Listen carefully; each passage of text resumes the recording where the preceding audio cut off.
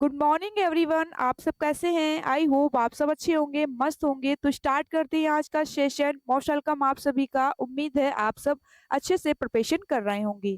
तो daily current affair के top 15 questions हम रेगुलर कवर करते हैं। तो शुरू करते हैं बिना किसी देरी के साथ आज की शानदार क्लास को। तो पहला प्रश्न है, हाल ही में जारी रिपोर्ट के अनुसार भारत में स्तन कैंसर के सबसे अधिक मामले पाए गए हैं। ऑप्शन ए चेन्नई में, ऑप्शन बी हैदराबाद में, ऑप्शन सी हो जाएगा बेंगलुरु में, ऑप्शन डी इनमें से कोई नहीं। तो आपको इन चार विकल्प में से राइट आंसर बताना है। भारत में स्तन कैंसर के सबसे अधिक मामले कहाँ पाए गए हैं? तो ये पाए गए हैं हैदराबाद में। ऑप्शन बी राइट आंसर हो जाएगा। अगला प्रश्न है, हाल ही में रूस ने किस देश में अपनी और सैनिक मिसाइल प्रणाली तैनात करने का निश्चय किया है? Option A Cuba, option B Ukraine, option C Belarus, option D इनमें से कोई नहीं। तो आपको इन चार विकल्प में से राइट आंसर बताना है। तो चलिए देखते हैं। राइट आंसर हो जाएगा option C Belarus. Option C right answer हो जाएगा। नेक्स्ट, हाल ही में किस देश में महिला खेलों में ट्रांसजेंडर एथलीटों में प्रतिबंध लगाया है? ऑप्शन ए चीन, option B America, option C Australia, option D इनमें से कोई नहीं।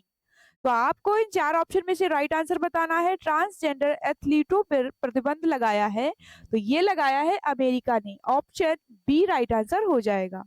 अगला प्रश्न है, हाल ही में 8वें ग्लोबल बंगाल व्यापार सम्मेलन का उद्घाटन किसने किया? Option A Amit Shah, option B Anand Bose, option C हो जाएगा ममता बनर्जी, ऑप्शन डी इनमें से कोई नहीं।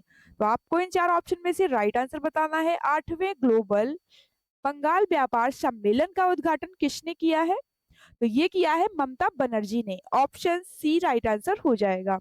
अगला प्रश्न है, हाल ही में मिस वर्ल्ड 2025 का खिताब जीतने वाली पहली अश्वेत महिला कौन बनी है? ऑप्शन ए हो जाएगा सेंड्रा नील, ऑप्शन बी हो जाएगा शेगो गेलई, ऑप्शन सी हो जाएगा मेडिशन मार्च, ऑप्शन डी इनमें से कोई नहीं। तो आपको इन चार ऑप्शन में से राइट आंसर बताना है। तो चलिए देख लेते हैं। राइट आंसर हो जाएगा ऑप्शन बी राइट आंसर हो जाएगा। अगला प्रश्न है, हाल ही में किस टेनिस खिलाड़ी ने पेशावर टेनिस से संन्यास की घोषणा की है? ऑप्शन ए हो जाएगा ईगा स्वीटेक, ऑप्शन बी हो जाएगा डेनियल कोसलिन्स, ऑप्शन सी हो जाएगा सिमोना हॉलेप, ऑप्शन डी इनमें से कोई नहीं। तो आपको इन चार विकल्प में से राइट आंसर बताना है। किस टेनिस खिलाड़ी ने पेशावर टेनिस से संन्यास की घोषणा की है? तो ये की है सिमोना हॉलेप ने। ऑप्शन सी राइट आंसर हो जाएगा। अगला प्रश्न है, हाल ही में भारत की पहली एएल यूनिवर्सिटी कहाँ स्थापित की जाएगी? Option A Maharashtra, option B हो जाएगा Madhya Pradesh, option C Andhra Pradesh, option D इनमें से कोई नहीं। तो आपको इन चार ऑप्शन में से राइट आंसर बताना है। पहली एएल यूनिवर्सिटी कहाँ स्थापित की जाएगी? तो ये की जाएगी महाराष्ट्र में। ऑप्शन ए राइट आंसर हो जाएगा। अगला प्रश्न है, हाल ही में किसे जीएसएमए का कार्यवाहक अध्यक्ष नियुक्त किया गया है? ऑप्शन ए हर्ष कुमार को, ऑप्शन बी हो जाएगा आरपी ठाकुर, ऑप्शन सी हो जाएगा गोपाल विट्ठल, ऑप्शन डी इनमें से कोई नहीं। तो आपको इन चार ऑप्शन में से राइट आंसर बताना है। जीएसएमए का अध्यक्ष नियुक्त किया गया है, तो ये किया गया है गोपाल विट्ठल को। ऑप्शन सी वाले बच्चे बिल्कुल करेक्ट हो जाएंगे। अगला प्रश्न है, हाल ही में चिप डिजाइन के लिए NIELIT उत्कृष्टता केंद्र का उद्घाटन कहाँ किया गया? ऑप्शन ए चेन्नई में, ऑप्शन बी नोएडा में, ऑप्शन सी हो जाएगा बेंगलुरु, ऑप्शन डी इनमें से कोई नहीं। तो आपको इन चार विकल्प में से राइट आंसर बताना है। तो चलिए देखते हैं। राइट आंसर हो जाएगा ऑप्शन बी नोएडा। अगला प्रश्न है, हाल ही में किस देश ने अपने पर्वतारोहण नियमों में संशोधन किया है? Option A Bhutan, option B हो जाएगा Bharat, option C Nepal, option D इनमें से कोई नहीं। तो आपको इन चार विकल्प में से राइट आंसर बताना है।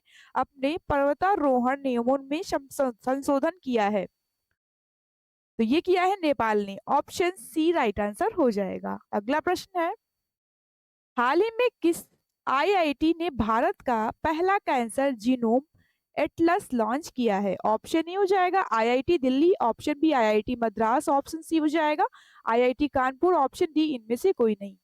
तो आपको इन चार ऑप्शन में से राइट आंसर बताना है। पहला कैंसर जीनोम एटलस लॉन्च किया है, तो ये किया है आईआईटी मद्रास ने, ऑप्शन बी राइट आंसर हो जाएगा। अगला प्रश्न है, हाल ही में इस्माइली मुसलमानों के आध्यात्मिक गुरु आगा खां चतुर्थ का 88 वर्ष की आयु में कहाँ निधन हुआ? ऑप्शन ए पुर्तगाल में, ऑप्शन बी इजराइल में, ऑप्शन सी हो जाएगा कजाकिस्तान, ऑप्शन डी इनमें से कोई नहीं। तो आपको इन चार ऑप्शन में से राइट आंसर बताना है। आध्यात्मिक गुरु आगा खान चतुर्थ का 88 वर्ष की आयु में कहाँ निधन हुआ?